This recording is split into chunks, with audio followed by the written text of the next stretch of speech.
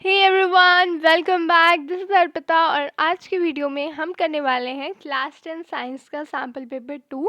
पिछले वीडियो में हमने किया था क्लास 10 साइंस का सैम्पल पेपर 1 और अगर आपने वो नहीं देखा है तो डिस्क्रिप्शन में जाके आप चेक कीजिए, मैंने वहाँ पे लिंक दे दिया है।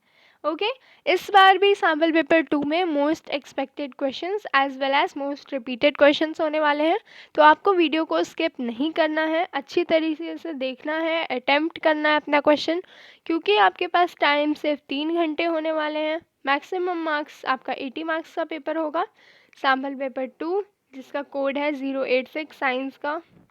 जनरल इंस्ट्रक्शंस इस पेपर के ये हैं कि इस पूरे क्वेश्चन पेपर में 30 क्वेश्चंस हैं, 39 क्वेश्चंस नहीं है। 9 क्वेश्चंस आपके आउट ऑफ सिलेबस थे तो मैंने हटा दिए। 5 सेक्शंस में डिवाइड होगा। सारे क्वेश्चंस करना कंपलसरी है, इंटरनल चॉइस आपको प्रोवाइड होगी। 20 ऑब्जेक्टिव क्वेश्चंस होते हैं जिसमें आप इजीली अच्छा स्कोर कर सकते हो। ठीक है, तो ट्राई करना ये अच्छे से स्कोर करने की। वेरी शॉर्ट आंसर्स होते हैं और जहाँ जहाँ आपको ज़रूरत होगी जनरल इंस्ट्रक्शंस बताने के लिए मैं बताते जाऊँगी। सेक्शन ए, फर्स्ट क्वेश्चन है, when pH type is dipped in each bottle the colour shown by bottle A and B will be. A bottle में है आपका ऑक्जेलिक एसिड और बी बॉटल में है सोडियम कार्बोनेट सोल्यूशन यानी कि Na2CO3। अब आपको बताना है जब पीएच टाइप इसमें डिप्ट की जाएगी तो कौन सा कलर आएगा पीएच पेपर पे। ये आपने शायद लैब में भी एक्सपेरिमेंट किया था, केमिस्ट्री लैब में भी पीएच पेपर में आपने बहुत सारे एसिड और बेसिस को टेस्ट किया होगा। तो इसका आंसर है option number A, orange and blue. जब आप ऑक्जेलिक एसिड को पीएच पेपर पे डालोगे तो वो ऑरेंज हो जाएगा और जब सोडियम कार्बोनेट जो कि एक बेस है, एक एल्केलाइन मीडियम का है, तो वो ब्लू हो जाएगा। जिन्होंने पीएच पेपर नहीं देखी तो मैं उन्हें दिखा देती हूँ। ये है 7 जो कि न्यूट्रल होता है, इसके पीछे जाओगे आप एसिडिक मीडियम होगा, इधर जाओगे यानी कि आगे जाओगे तो एल्केलाई मीडियम यानी कि बेसिक मीडियम होगा। अब आपका जो ऑक्जेलिक एसिड होगा वो अराउंड यहाँ पे ऑरेंज कलर दिखाएगा और जो आपका सोडियम कार्बोनेट है वो 10 to 11 के बीच में आएगा। ठीक है, ये आपको याद रखना है, कलर याद रखना है कि रेड से हमेशा ये वायलेट की तरफ जाता है ताकि आप भूलें ना। ठीक है, ओके। सेकेंड क्वेश्चन भी केमिस्ट्री का है, complete the following chemical reaction. यहाँ पे लेड नाइट्रेट है, पोटेशियम आयोडाइड है, तो आपको बताना है क्या बनेगा, जिसके साथ आपको एक हिंट दिया हुआ है ऑलरेडी, KNO3 यानी कि पोटेशियम नाइट्रेट। सही आंसर है इसका ऑप्शन नंबर ए, PbI2 यानी कि लेड आयोडाइड बनेगा। यहाँ पे कौन सी रिएक्शन हो रही है, डबल डिस्प्लेसमेंट रिएक्शन हो रही है, मैं आपको बताती हूँ। ये जो लेड है ना, ये इस आयोडीन को रिप्लेस कर लेगा और ये जो पोटेशियम है ये यहाँ पे नाइट्रेट को डिस्प्लेस कर लेगा और ये बना देगा पोटेशियम आयोडाइड यानी कि PbI2 और ये बना देगा K+NO3 होल ट्वाइस यानी कि KNO3 बना देगा। क्लियर, ये बात आपको क्लियर है, आगे बढ़ते हैं। ओके, थर्ड क्वेश्चन है, the given diagram represents a dash reaction. आपको रिएक्शन बताना है कौन सी हो रही है। यहाँ पे ये जो बर्निंग ऑफ मर्क्यूरी ऑक्साइड हो रही है, यहाँ पे एक टेस्ट ट्यूब में मर्क्यूरी ऑक्साइड को बर्न किया जा रहा है और ऑक्सीजन गैस को कलेक्ट कर रहे हैं। ये है हमारा थर्मल डिकम्पोजिशन रिएक्शन। आपको याद होगा, आपने पढ़ा था, जब भी हम किसी चीज़ को हीट करते हैं तो वो थर्मल डिकम्पोजिशन हो जाती है। डिस्प्लेसमेंट का कोई सवाल ही नहीं है, डबल डिस्प्लेसमेंट नहीं, कॉम्बिनेशन भी नहीं हो रहा। फोर्थ क्वेश्चन देखिए, copper oxide plus hydrogen gives out copper plus water. यहाँ पे कौन सा ऑक्सीडाइज हो रहा है, कौन सा रेड्यूस हो रहा है, ये आपको पहचानना है। यहाँ पे जो CuO है ये बाद में Cu हो रहा है यानी कि इसमें से ऑक्सीजन हट रहा है, तो रिडक्शन किसकी हो रही है, CO की हो रही है। एंड देन H2O में यहाँ पे ये पानी बन रहा है यानी कि इसमें O का एडिशन हो रहा है, ऑक्सीजन का एडिशन हो रहा है, जिसको हम ऑक्सीडेशन बोलते हैं। तो H2 में ऑक्सीडेशन हो रही है और CuO में रिडक्शन हो रही है, तो ऑप्शन नंबर बी हमारा सही आंसर हो जाएगा। फिफ्थ क्वेश्चन है, ionic compounds have high melting point due to. Ionic compounds के हाई मेल्टिंग पॉइंट क्यों होते हैं ये आपको बताना है। सही आंसर इसका ऑप्शन नंबर ए, क्योंकि इनके बीच में स्ट्रॉन्ग फोर्स ऑफ अट्रैक्शन होती है, वो भी किनके बीच में, अपोजिटिवली चार्ज्ड आयन्स के बीच में। लेस फोर्स ऑफ अट्रैक्शन का कोई सवाल नहीं होता, स्ट्रॉन्ग फोर्स ऑफ अट्रैक्शन होती है पर सिमिलर के बीच में नहीं होती है, अपोजिट के बीच में होती है, तो ऑप्शन नंबर ए इसका सही आंसर होगा। Sixth question, which of the following substance will not give carbon dioxide on treatment with dilute acid. अगर आप इन चारों में से किसको एक्ट कराओगे डाइल्यूट एसिड के साथ तो कार्बन डाइऑक्साइड नहीं आएगा। सही आंसर है आपका lime, option number D would be the right answer. Lime को अगर आप रिएक्ट कराते हो डाइल्यूट एसिड से, किसी भी डाइल्यूट एसिड से, तो कार्बन डाइऑक्साइड वो नहीं देता, ठीक है। सेवेंथ क्वेश्चन केमिस्ट्री का क्वेश्चन है, which of the following are correct structural isomers of butane. Butane का कौन सा करेक्ट आइसोमर्स है, इन चारों में से आपको बताना है। फर्स्ट वाला देखो, यहाँ पे ये बिल्कुल सही है, ब्यूटेन में 4 कार्बन एटम्स होते हैं, ये सही है। ये गलत है, यहाँ पे 4 कोवलेंट बॉन्ड ये कैसे शेयर कर रहे हैं। थर्ड वाला ये सही है, 3 यहाँ पे हैं और 1 इसके अटैच्ड है। फोर्थ वाला नहीं, तो आंसर होगा first and third, option number A. Okay, clear. I hope आपको बातें समझ में आ रही हैं। अगर ऐसी बात है तो please like and share the video. Eighth question है, the diagram shows the part of human gas exchange system. यहाँ पे आपका लंग्स का डायग्राम है, एक्स वाई जेड डब्ल्यू पहचानना है आपको। ओके, आंसर है, देखो डब्ल्यू क्या है हमारा, यहाँ पे आपका ऑप्शन नंबर, एक सेकेंड, डी हो जाएगा। ये देखो डब्ल्यू जो है ना, ये हमारा यहाँ पे दिखा रहा है, ये लैरिक्स है, लैरिक्स। एंड देन ये जो ये ट्यूब आपको स्ट्रक्चर जैसे दिख रही है एक्स में, ये क्या है हमारा, एक्स है हमारा ट्रेकिया, और ये जो डब्ल्यू है, वाई है सॉरी, वाई में आपको छोटे छोटे ब्रांचेस दिख रहे होंगे जो कि आगे चल के बढ़ रहे हैं, ये है हमारा ब्रोंक्यूल, और जेड है हमारा ब्रोंकस। Okay, clear. बायो का क्वेश्चन था, इजी क्वेश्चन था। नाइन्थ क्वेश्चन देखना, which process is shown by the following picture. ये बहुत ही इजी क्वेश्चन है, आई होप आप सबने कर लिया होगा। ये ट्रांसपिरेशन की प्रोसेस दिखा रहा है, किस तरीके से वाटर एब्जॉर्ब हो रही है from the roots and it is leaving the tree from after doing photosynthesis, transpiration की प्रोसेस हो रही है। Okay, tenth question, each gamete carries only 1 allele, this is proposed in which law. Tenth question attempt करो, इसका सही answer है option number B, law of segregation. 3 law होते हैं, आपको अच्छे से याद होने चाहिए मेंडल के 3 लॉ।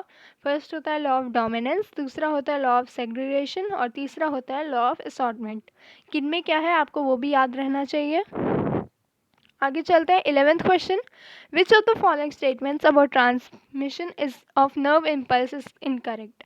अब नर्व इम्पल्स पे आपको एक क्वेश्चन पक्का देखने को मिलेगा, नर्व इम्पल्स अच्छे से याद करना है, तो इसका आंसर होगा ओके, यहाँ पे आपको रीडिंग लगानी है।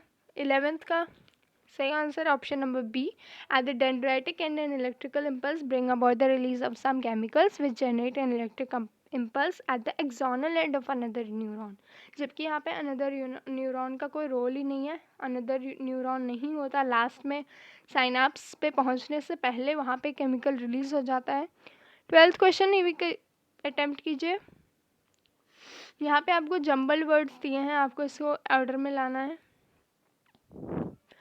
12th का सही आंसर है ऑप्शन नंबर ए, ये है मेनाग टू मेनापॉज।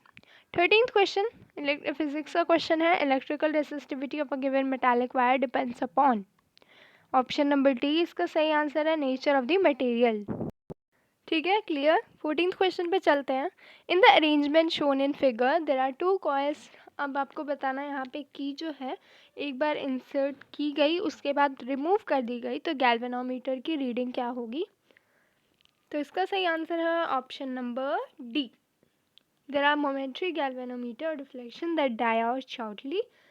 एंड ये जो शॉर्टली डाई आउट हो जाता है यानी कि ख़त्म हो जाता है, पहले आप लेके आओगे ना इसके पास तो ये अचानक से थोड़ा सा डिफ्लेक्शन दिखाएगा एंड देन ख़त्म हो जाएगा, और फिर जब आप उसको और ज़्यादा पास लाओगे तो अपोजिट डायरेक्शन में इसकी रीडिंग जाने लगती है। Clear. 15th question, the proper representation of series combination of cell. अब आपको पता होगा हम कैसे लिखते हैं, एच की तरह लिखते हैं ना, एच की तरह लिखते हैं, ये ऐसे होता है कुछ ऐसे ऐसे, पॉजिटिव टू नेगेटिव हम जोड़ते रहते हैं, positive negative. Option number A इसका सही आंसर है 1। ओके, इसकी पूरी फिज़िक्स आपकी टेक्स्ट बुक में, साइंस टेक्स्ट बुक में इसका पूरा एक पेज है, वो आपको अच्छे से ध्यान में रखना है। फिज़िक्स कि चैप्टर में पूरा एक पेज ही आपको दिया हुआ है किस तरीके से इलेक्ट्रिक कंपोनेंट्स के कौन से सिंबल्स होते हैं, आपको याद रखना है वो। बाकी आगे चलते 16th क्वेश्चन मैग्नेटिक फील्ड का है।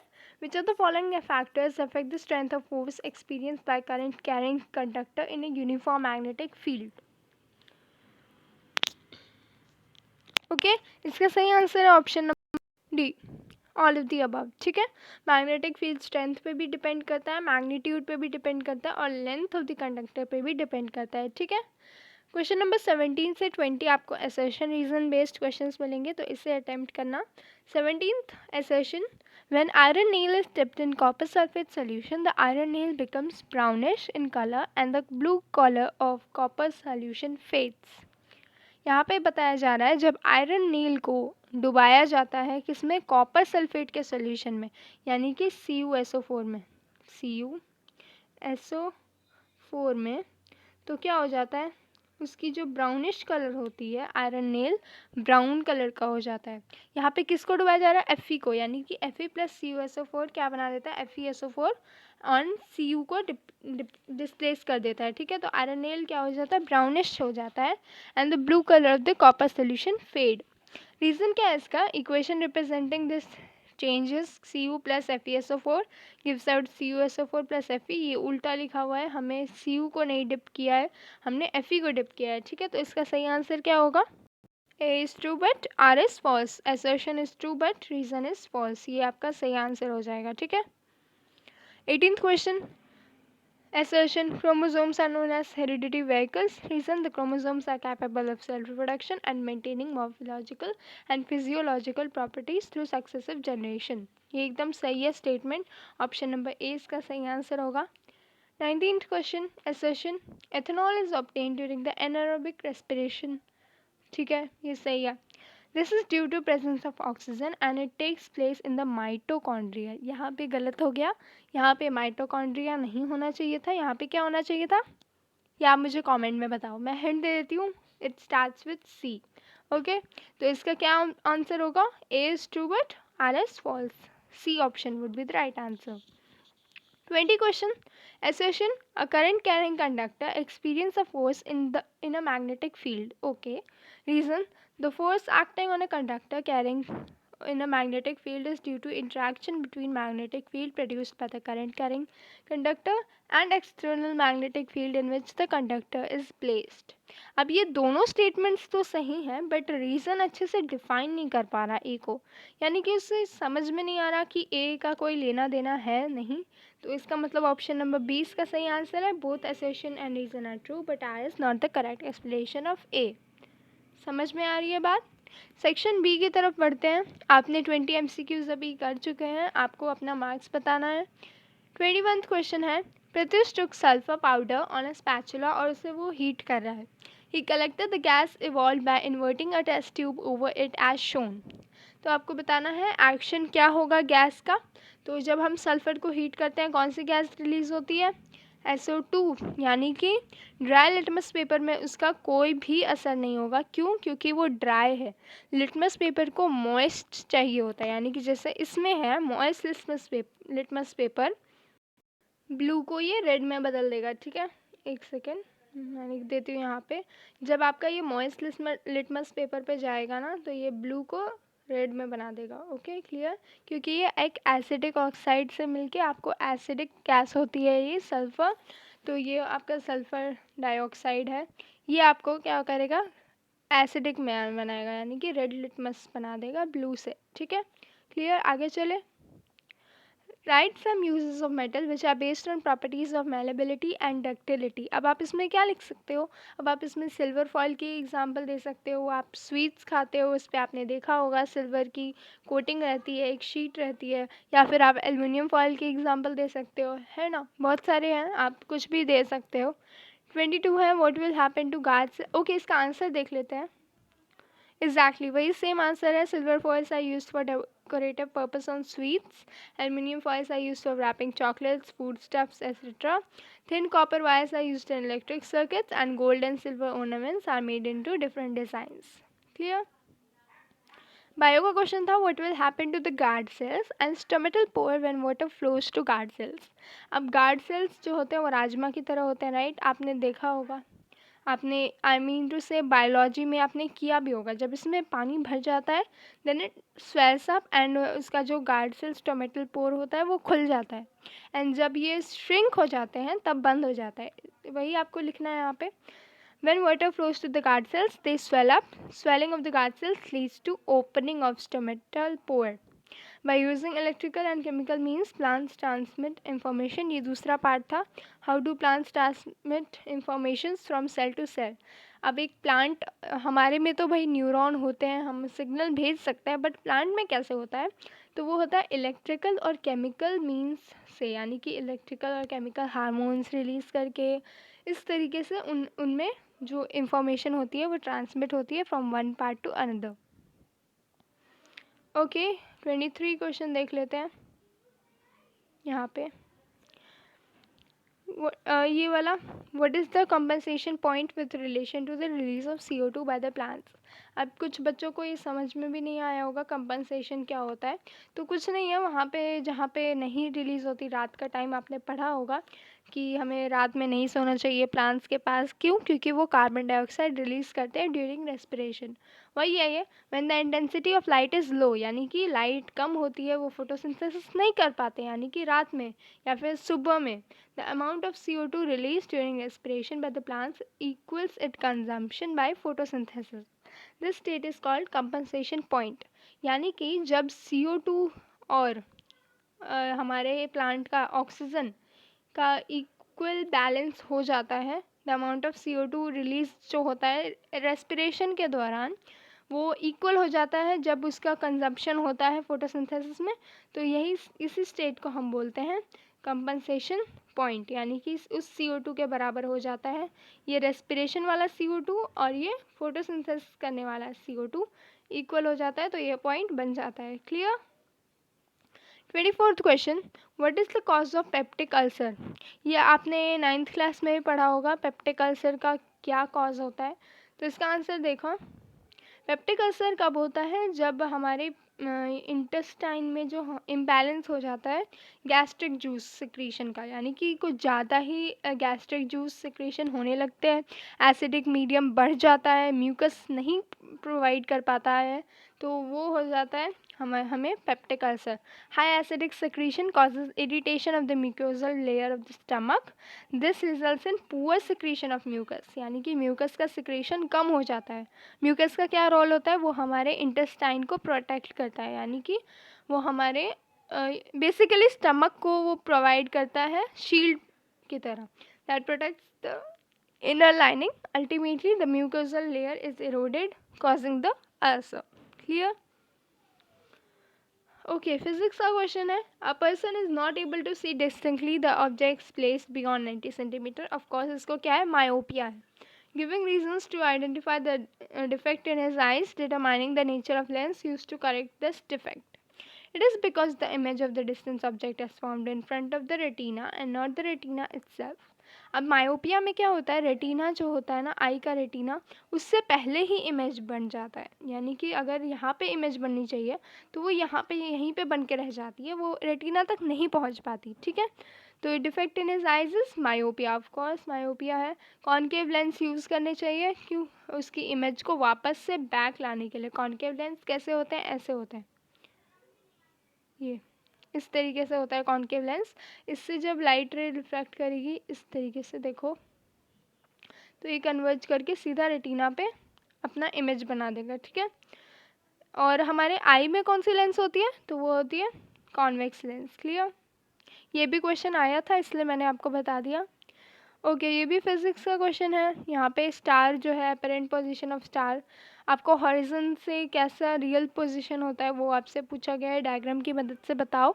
तो आपको बताना है true position of the star जो होता है वो हॉरिजन के नीचे होता है। क्यों ऐसा होता है? ऊपर क्यों दिखता है? क्योंकि इंसिडेंट रे जो होता है वो ट्रैवल करते हैं, बहुत जगह रिफ्रैक्ट करते हैं, ऑब्जर्वर्स आई तक पहुँचने के लिए वो बहुत ज़्यादा एटमॉस्फेयर में बेंड हो जाते हैं, और हर एक बार रेयर टू डेंसर इस तरीके से, या फिर डेंसर टू रेयर बेंड हो के वो हॉरिजन के हमें नीचे दिखते हैं, जबकि उनका अपेरेंट पोजीशन क्या होता है, हॉरिजन के ऊपर दिखता है। ये देखो, आपको मैं दिखाती हूँ, ये है apparent position of the star, but हमको कहाँ दिखता है स्टार, यहाँ नीचे, हॉरिजन के नीचे, ऑब्जर्वर यहाँ पे है। ओके, इस तरीके से आपको पूरा डायग्राम बना के दिखाना है ताकि टीचर को क्लियरली समझ में आ जाए कि आप बताना क्या चाहते हो। ठीक है, तो सिर्फ स्टार का बनाना इनफ नहीं है, पूरा बनाना है, एटलीस्ट ऑब्जर्वर की आई पूरी बनानी है। Okay, 26 question, energy flow in food chain is unidirectional. ये वाला हमने देखा है, एनर्जी फ्लो जो होता है यूनिडायरेक्शनल होता है, एक ही डायरेक्शन में जाता है एनर्जी की फ्लो। क्यों? क्योंकि हमारा जो 10% लॉ है, और उसकी वजह से इस तरीके से आप पॉइंट लिख सकते हो, है ना। फूड चेन में जो होता है वो एक से दूसरे ट्रॉफिक लेवल पे जाता है, पहला ट्रॉफिक लेवल ऑटोट्रॉफ होता है, और फिर उसकी जो इनपुट होती है वो बढ़ते जाती है, और एनर्जी का लेवल जो है वो कम होते जाता है, राइट।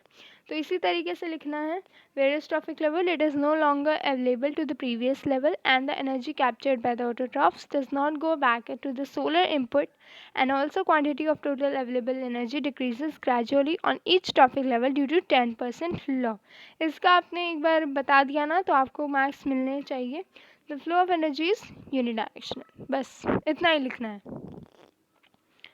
सेक्शन सी आ गया। 27th question, identify the type of each of the following reaction. Fe2O3 plus aluminium gives out Al2O3 plus Fe plus heat। अब आपको बतानी है कैसी रिएक्शन हो रही है। यहाँ पे Fe जो है ये अलग आ गया, Al जो है O3 को रिप्लेस कर रहा है, यानी कि ये है डिस्प्लेसमेंट रिएक्शन। मैं बता देती हूँ इसका आंसर, डिस्प्लेसमेंट रिएक्शन है ये।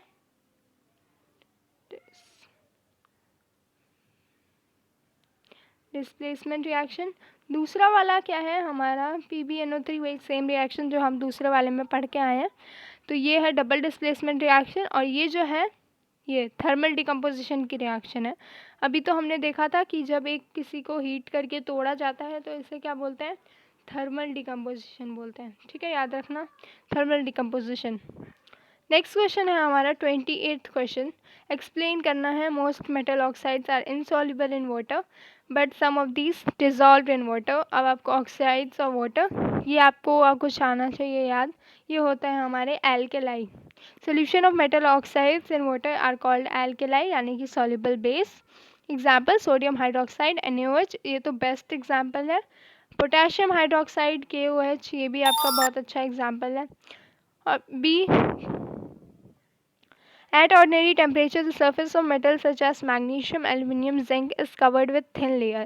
अब नॉर्मल टेम्परेचर पे क्या होता है, एल्युमिनियम, जिंक और मैग्नीशियम के ऊपर एक सतह पे लेयर जम जाती है। वो क्यों होता है और इसकी क्या इंपॉर्टेंस होती है, तो ये जो होती है ऑक्साइड की लेयर होती है, एटमॉस्फेयर से रिएक्ट करके ये चाहते हैं ताकि वो करोड ना हो।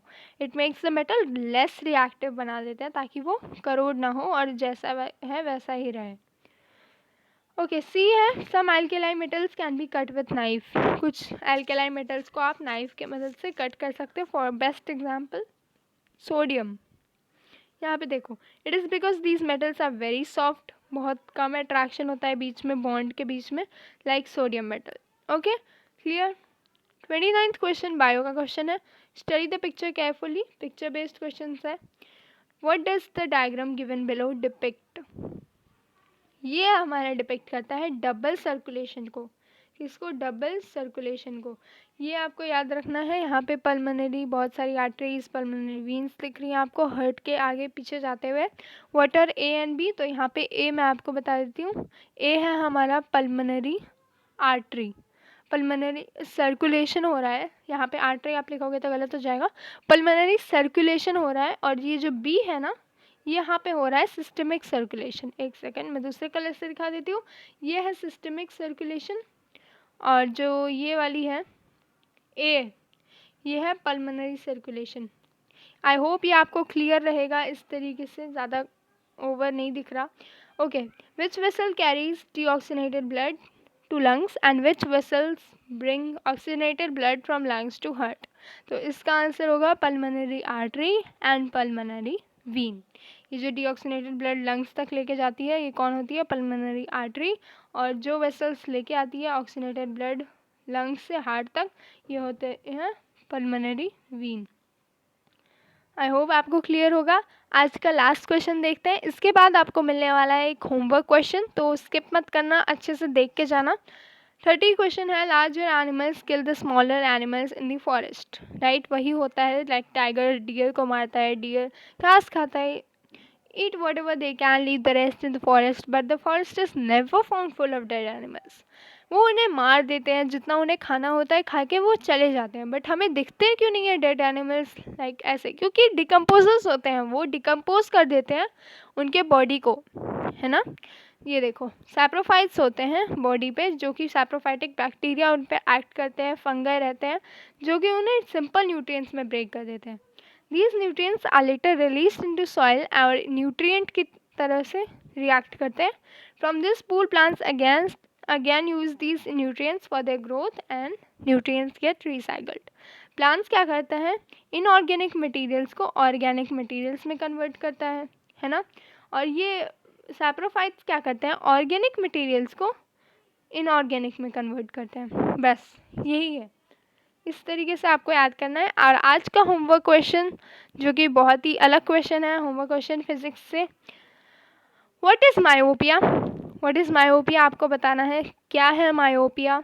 और दूसरा क्वेश्चन है, what are its causes? Myopia क्यों होता है लोगों को, ये आपको मुझे बताना है कमेंट करके। तो नीचे कमेंट करके मुझे बताओ, तभी मुझे पता चलेगा आप कितने अपने बोर्ड्स की तरफ कंसर्न हो, आपको कितना पढ़ने में मज़ा आ रहा है। And that's all for today, guys. Thank you. Like, subscribe, and don't forget to press the bell icon for and enable notifications so that you can get our regular updates. ठीक है? बोर्ड को लेके मैं पूरी videos की series डालने वाली हूँ, आपको इसी तरीके से सैम्पल पेपर्स मिलेंगे। तो लाइक, सब्सक्राइब और बेल आइकन प्रेस कर देना। Okay, thank you everyone, have a nice day.